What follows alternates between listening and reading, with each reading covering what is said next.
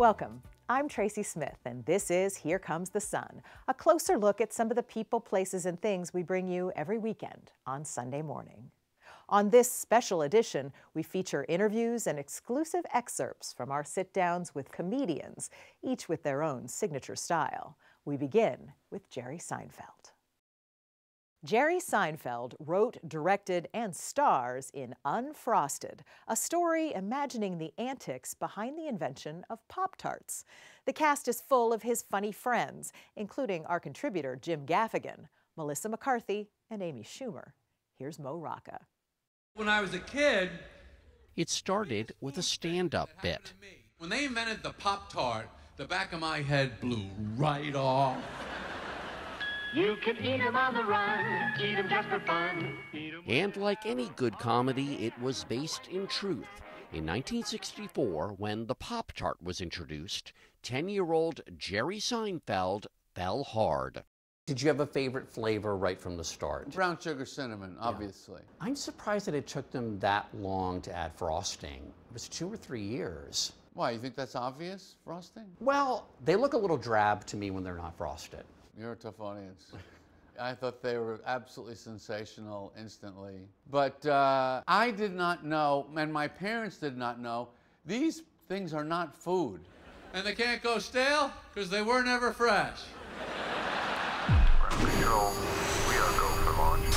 T-minus 3, 2, 1.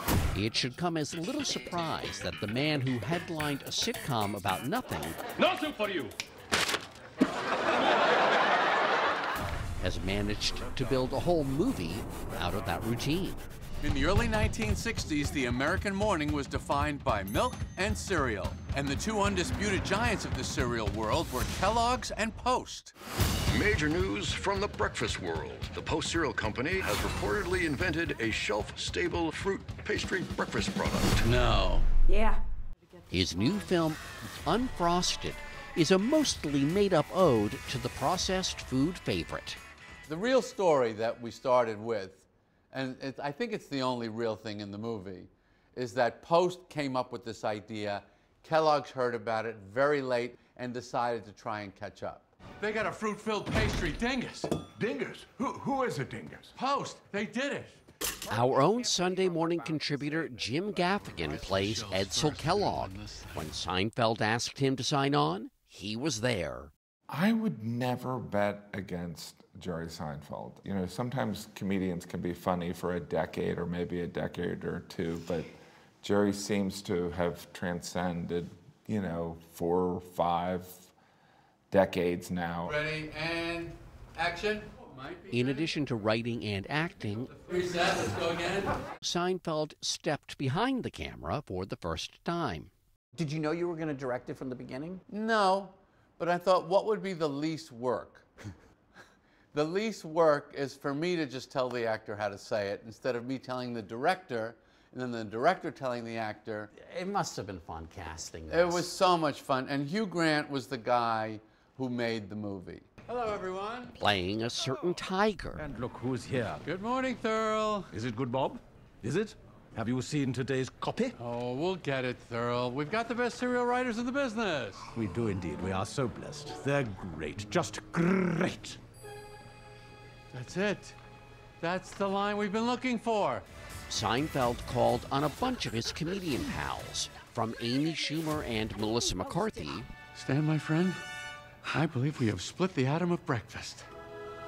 To Sarah Cooper. Excuse me, Mr. Kellogg needs you. A meeting of the 5 cereal families has been called. By who? What was he like as a director? What surprised you? He was very specific with what he wanted. There was a moment where Tom Lennon had to do this line where he had to do this, voila.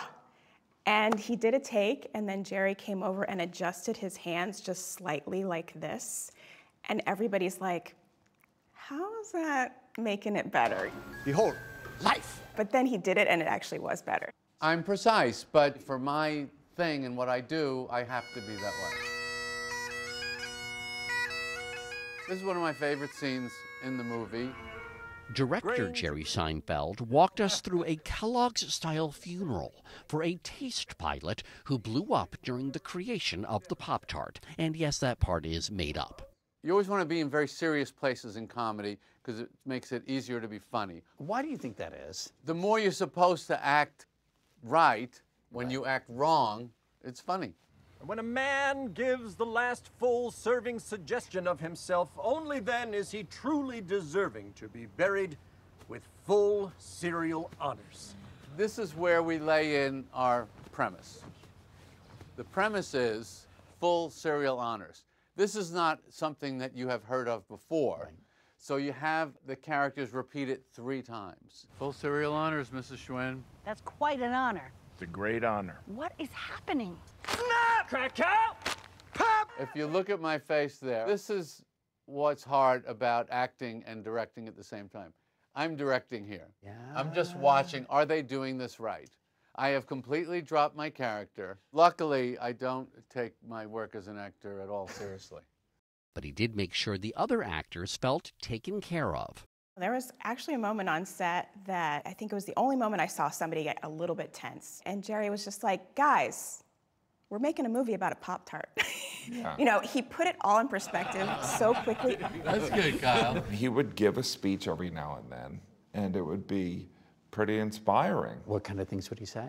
He would just say, like, I really appreciate you guys, your contribution. This is a really exciting thing for me.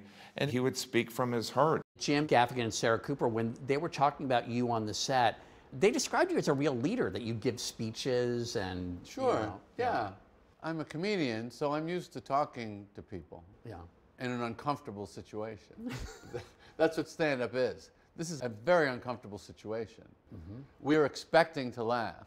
You're expecting to be funny. That's not that different from a movie set. This is all awkward, and everyone's nervous. These things are the greatest 2 rectangles since the 10 Commandments. Yes, we have the adjusted. So, okay. We had to ask whether Kellogg's was in on the action. Kellogg's did not have anything to do with this movie. Right. When you see the movie, you will understand. No company would want a movie made about their product like this. Right, it becomes abundantly clear. Yes.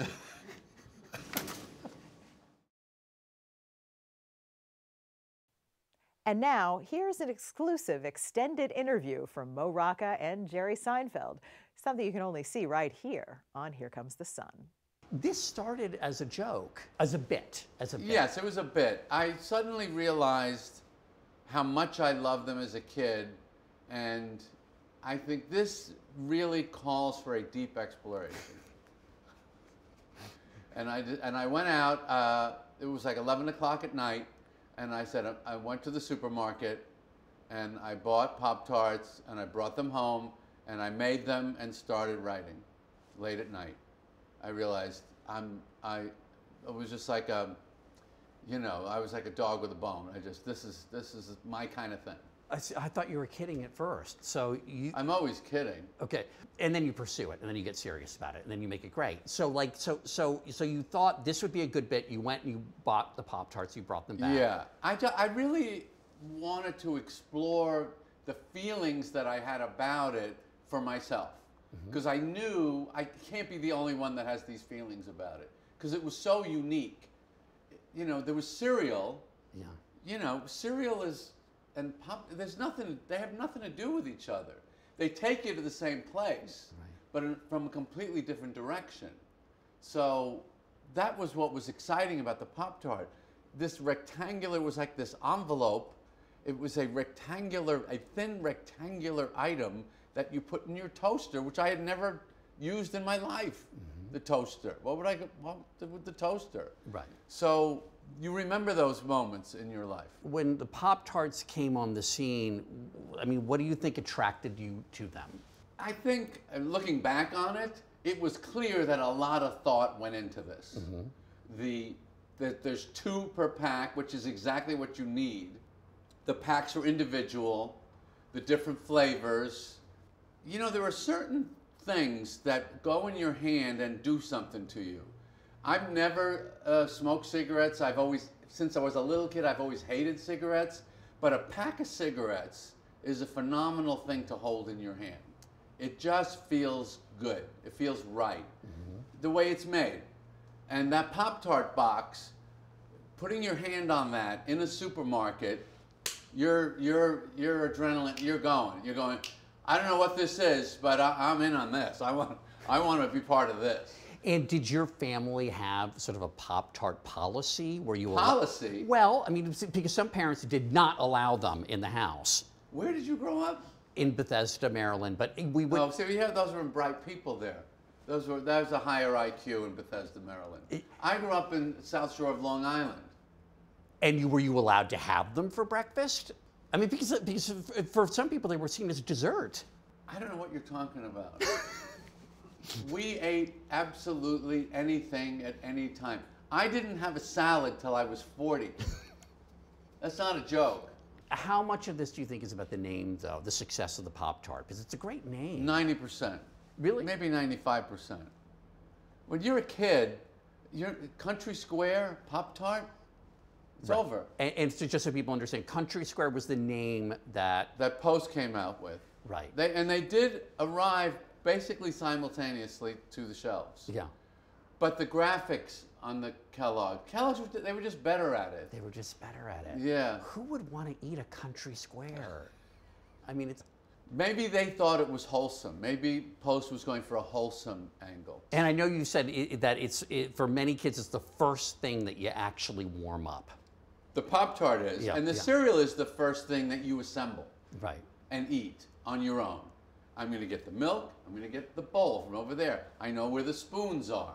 And you put that together. Otherwise, you just sit there and your mother puts food in front of you and you eat it. But here you have real agency. Exactly, agency. Yeah. And I often spoke of agency when I was 10. When you were 10, 11, and 12. Yes, I just thought, Mom, there's no agency here. Will there be a sequel?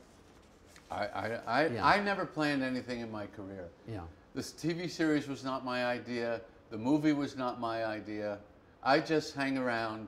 And if something happens, it happens. If it doesn't, it doesn't. I just like being a comedian. Steve Martin's been making stage and screen audiences laugh for over 5 decades. One of those audience members was filmmaker Morgan Neville, a fan since childhood, who convinced Martin to allow him to create a documentary about his life and career. I sat down with both Martin and Neville to learn more about their journey.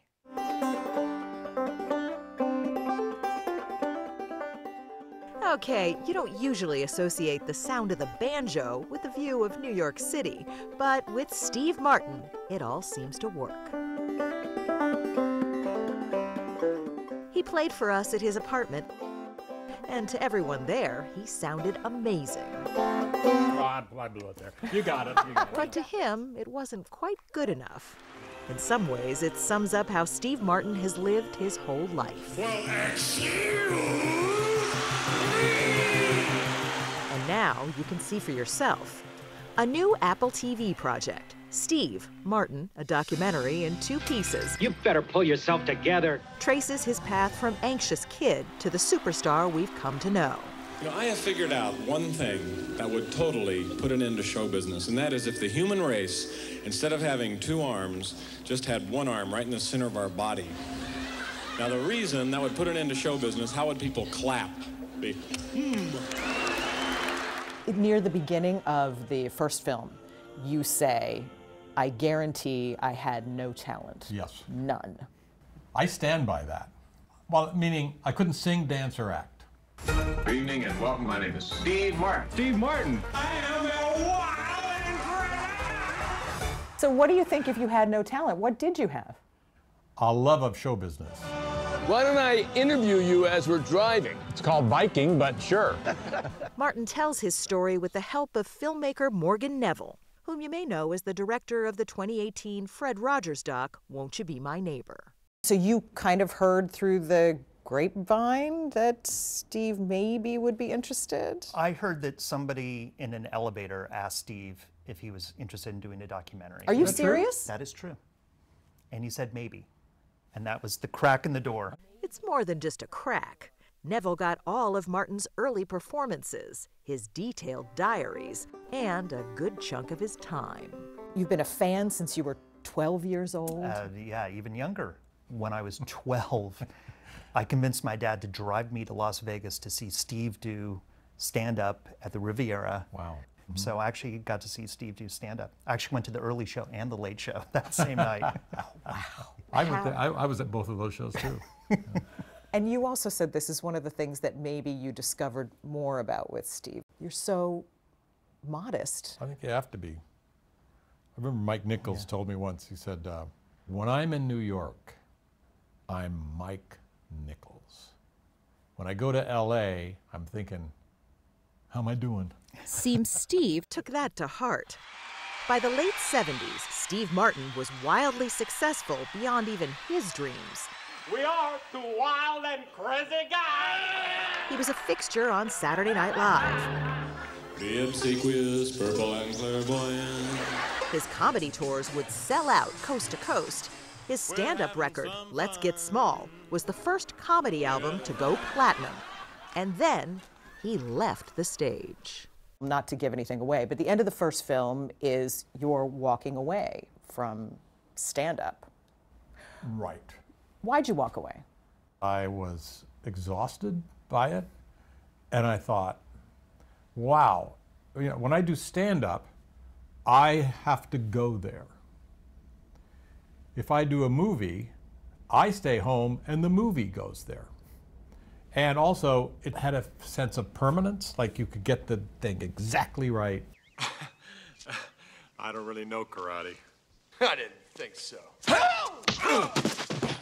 So Steve Martin went from stand-up king to movie star. 'Cause I'm a dentist and a sex sale. But he still had his moments of self-doubt. Why don't we just calm down now, sir? I'll tell you why we don't calm down. Because you're not excited. It takes two people for a we to calm down, doesn't it? There's this one moment in there where this journalist says to you, hey, Steve, one question. Yeah. Why aren't you funny anymore? Yeah.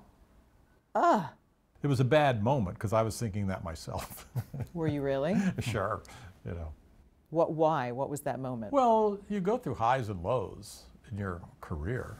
So at any moment, you could be thinking, everything's working, everything's feeling great, and then, a year later, you're going, Bang, bang, Maxwell's silver hammer came down upon her. But there have been plenty of highs. We obviously have mutual control over our body. Our body. It's my body. I'm not sharing my body with anyone. Everybody's going to be real disappointed. Martin's made more than 40 films, some of which are now considered comedy classics. Well, they're just intimidated. They've only seen us on the big screen. Sometimes I sort of look around and go, how did this happen? Where did this come in? And I go, in my most self-congratulatory moment, I go, it all came out of my head. At 78, he's on a hit TV show. He's back doing stand-up with Martin Short, and he has, by his own admission, mellowed with age. One of the things you talk about a lot in the second film is that you've changed, and your friends talk about it too. And I think at one point you say, I wasn't mean, I was just removed? Yeah, I would say. What do you mean? I remember Tommy Smothers said once, because I was writing on this show, he said, talking to Steve Martin is like talking to nobody. But no, I have changed. I don't know how to quantify it. I'm just nicer, friendlier. I have this theory that as you age, you either become your worst self or your best self.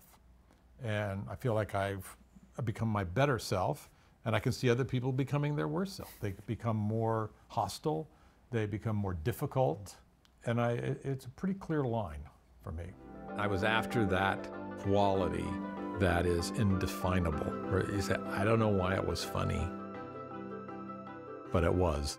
Yeah, he says he has no talent, but with his life, Steve Martin's created a masterpiece. What did you learn about Steve through this process? Well, nothing. Nothing? Then why do it? What was the point of doing it? Well, it's part of being in show business, But there's something more to it for that, because you don't fall for these trappings of show business. You know what I'm saying? You didn't have to do this. Yeah. No, it's a fantastic outcome to have a documentary done about you. So is this kind of what you do? A documentary is just a natural progression? I used to watch, I'd still watch American Masters thinking, wow, one day I'd like to be a subject of a documentary. And then suddenly you are. And I'm 78. When else?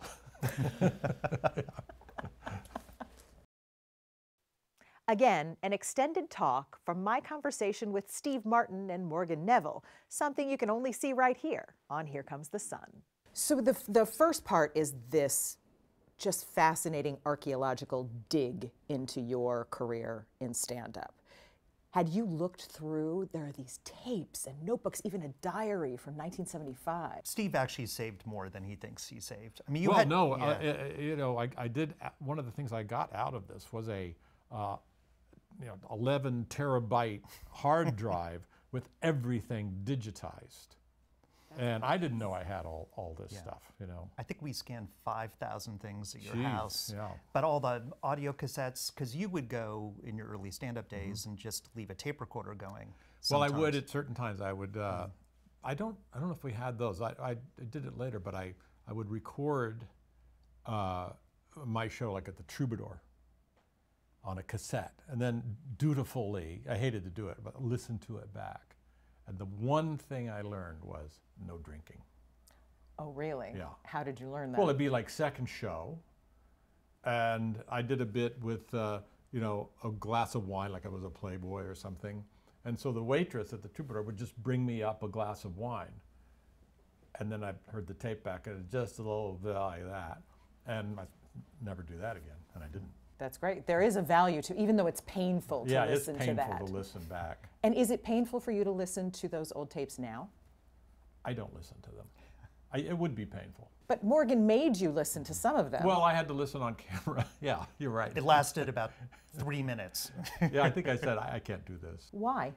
It's very hard to look back. Just, because the premise is you get better.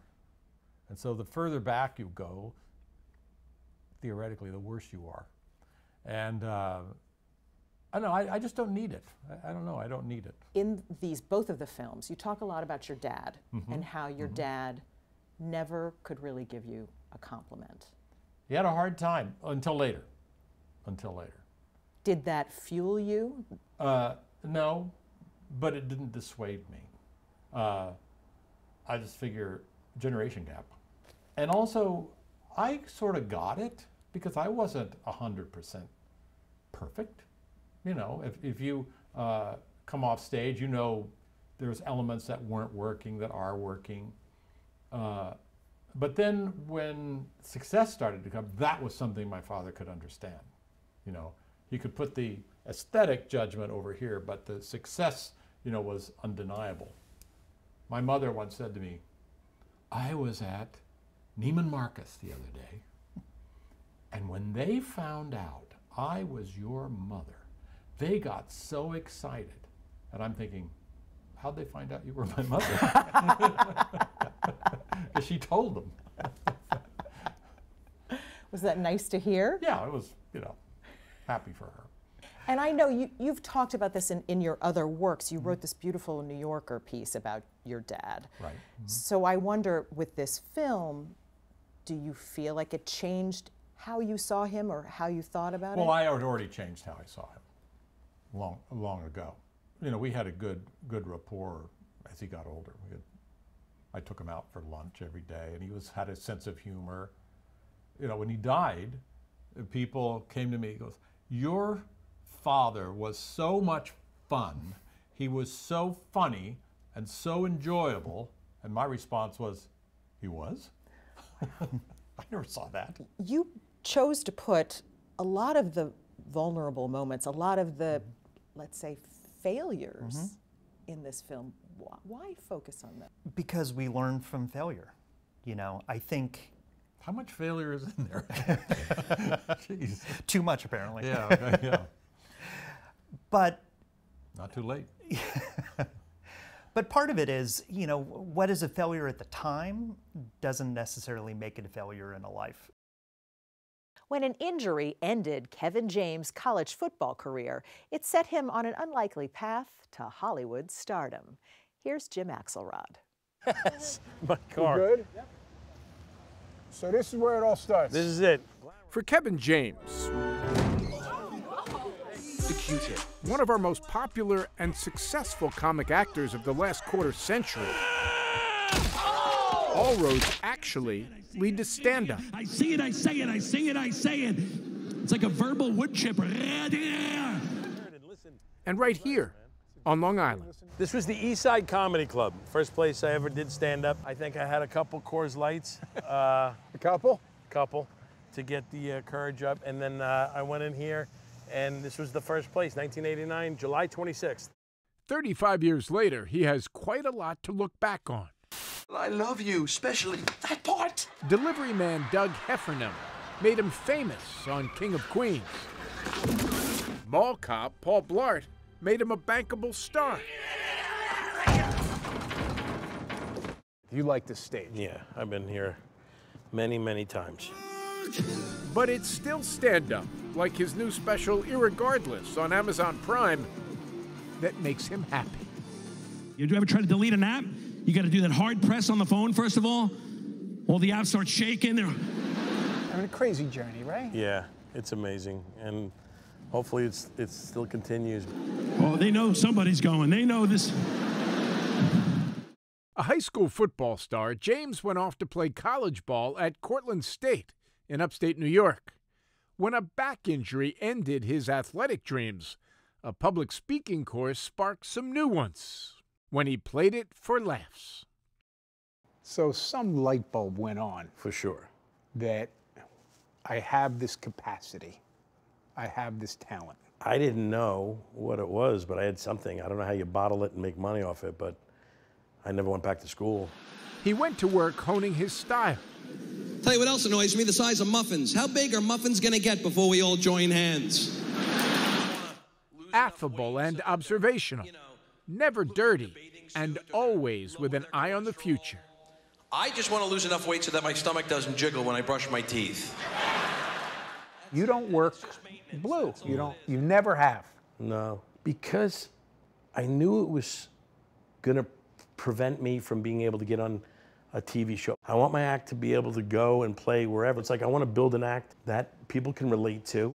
By the mid-90s, James was big enough to bag an audition for Saturday Night Live, a chance to follow comedy legends like John Belushi, Bill Murray, Eddie Murphy.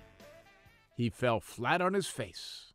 It was the worst audition I've ever had in my entire life because it was literally me in a room and they were filming and it was absolutely brutal. And I just started doing my stand-up to no laughs, but I just kept going through it. Which is where you learn all you need to know about Kevin James, living proof that no one fails. They just stop trying. Here's what I don't understand about that story. 99 out of 100 people would curl up in the fetal position and never move again. I just bombed a Saturday Night Live audition. Not you. It was the best thing that happened to me. My eyes are getting weary. Losing out on SNL meant he was free to audition and win the lead in a pilot called The King of Queens. What? He's making fun of my shorts again. The bet Kevin James made on himself when he left college He's 5. Be the bigger man. had paid off. Just frustrating, you know? He's so well dressed, I can't come back at him with anything.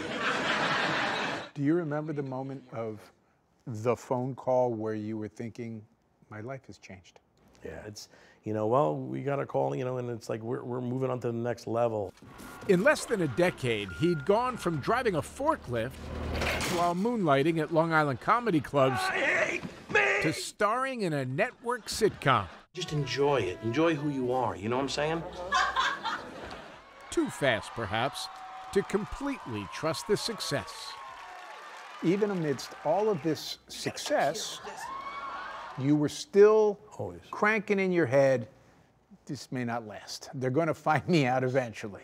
Well, that's my whole career. I think my whole career, everything, every movie, you just go, they're going to figure. If someone literally tapped me on the shoulder, God just said, hey, we know what's going on, right? I'd go, yep, where do I go? Where do I go? It's all up? All right. It was a fun run. Thank you. Everything hurts. Last week I woke up, I asked my wife, I was like, hey, did I play rugby yesterday? She's like, no, you shook a can of paint for me. And it wasn't even a big can. I'm talking the little Haagen-Dazs size. But at 58, married for 20 years, Kevin James would now have a hard time making the case that it's not going to last. Maybe the only doubters now? His 4 kids. Do your kids think you're funny? They do at times. Are your kids lethargic?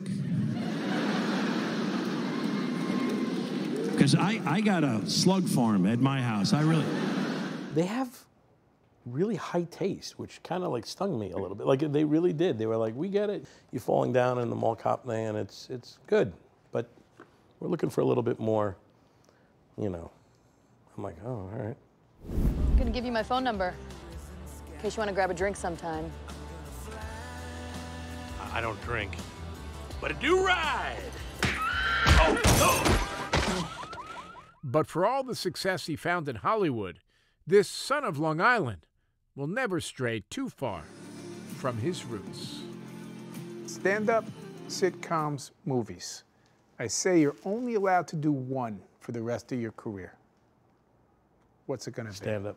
It's just me and a mic, and I get to do it. And there's no process through the studio or the network of saying, well, we're going to change it this way. We're trying to cast this way. And it's like, you know, I really do enjoy the process, and there's going to be times where this is not going to work out the way you want, and you're not going to connect with people the way you expect. You guys are the greatest. God bless you all. And there's other times where it's like, yeah, you can still do this. This is great. But the opportunity's there to do it, and I'm grateful for that. I'm grateful that I'm still here. Here's an exclusive excerpt from Jim Axelrod's conversation with Kevin James. What's your process, though? How's the magic happen? I wish I could tell you.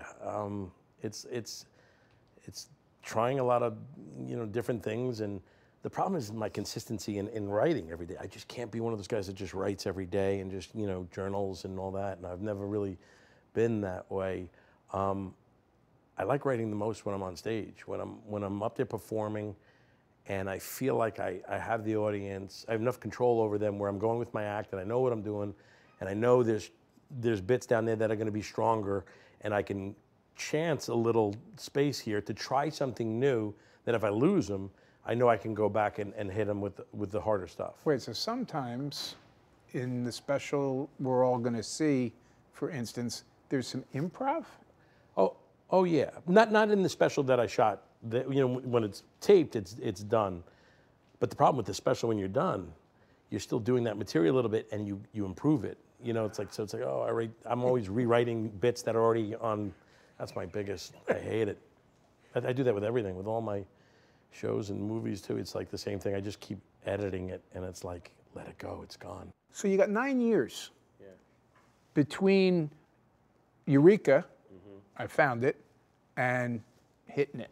Right. What were those years like? Were you learning the craft? Everything, yes. I would go pretty much with my brother and our buddy, and we would go it would be once a week where there were, you know, an open mic night at a comedy club, you know, but then it was every night. You know, my brother was the one who yelled at me. He's like, if you want to do this, because he would say, where are you tonight? And I go, open mic night's not till next Tuesday, so I'm staying home, you know. And he goes, why are you staying home? And, you know, and I go, well, because I can't get up.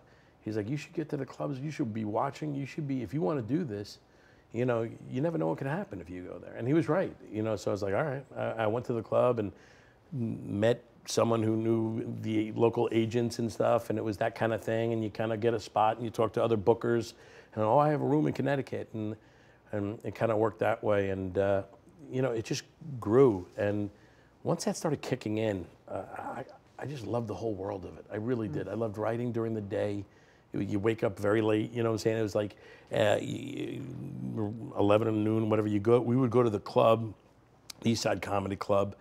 We'd open it up and just write with a couple guys in there, get a coffee in the club. And then that night we would put it up, and it was so much fun. It was so great. And then you get to go around and tour with these guys, and try to get in at different, different places. You strike me as if you were a ball player, you'd love to sit around the dugout and talk about two-seamer, three-seamer, like where do you hold the bat?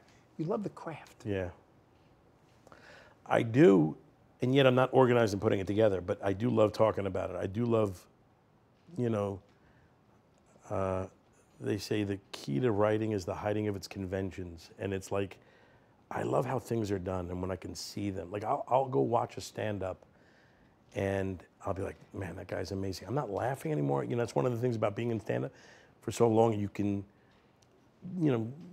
some jokes hit you and you just crack up and it just completely take you off guard. But other ones are really good, but you see the structure of the joke. You see how he's doing it. And I get interested. I'm very interested in that. I'm like, wow, that guy did it. He hit it so well. And just threw it away. And, I love that because I'm still trying to work on that for myself. Do you feel comedians that rely on profanity, that it's somehow an easier route to go? There are comedians that are very blue that I love, that make me laugh, really hard. So it's hard to say. It's not like I'm judging them. It can be an easy way to get a punch. Believe me, there's some jokes where I go, man, I just would love to just blast something in one it. Oh, I would love it, just once, just for the shock alone. But, you still, an audience is going to get tired of it. If that's all you're doing, you still have to work at it. You still have to get through it and design jokes, even if you're doing it. Otherwise, the audience will get tired of it too. It wears off. Do you tell your kids, I'm just curious, when your journey from what you're explaining was fueled by a passionate connection to what you were doing every day. Yeah. Do you tell your kids, whatever else you do, when you're making your own life choices, look for a passionate connection? 100%. My daughters are looking for, through colleges now and stuff like that, and they're so much smarter than I am, by the way. They're so beyond me. But, and they start panicking about what do I got to, and I'm like, I wouldn't worry about any of that. Just really, you're so young right now. It's gonna come. It's fine. You never know where it's gonna come. I'm Tracy Smith. Thanks for joining us. We'll see you here next time on Here Comes the Sun.